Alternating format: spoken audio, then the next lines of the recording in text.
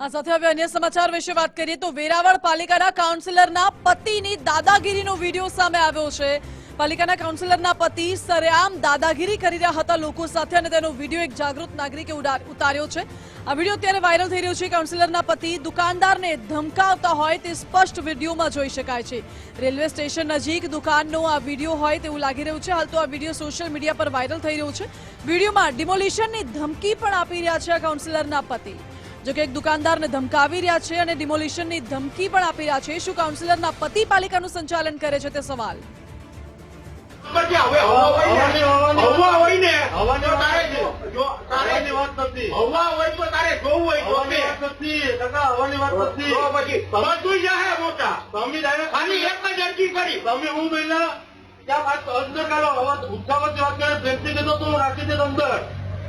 તમને ખબર નથી તો મૂકો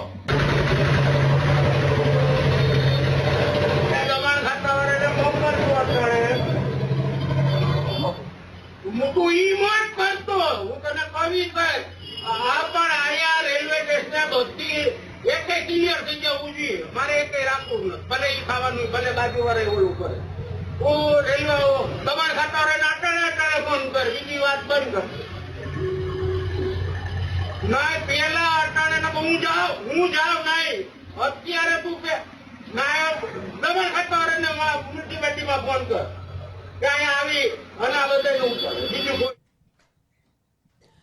હાલ તો આ વિડીયો સામે આવ્યો છે। વિડીયોને લઈને સવાલો અનેક ઉઠી રહ્યા છે। મારી સાથે સંવાદદાતા ચેતન જોડાઈ ગયા છે। ચેતન, મહિલા કાઉન્સિલરના પતિ જાહેરમાં દુકાનદારને ધમકાવે છે, ડિમોલિશનની ધમકી આપે છે, શું હતો આખો મુદ્દો?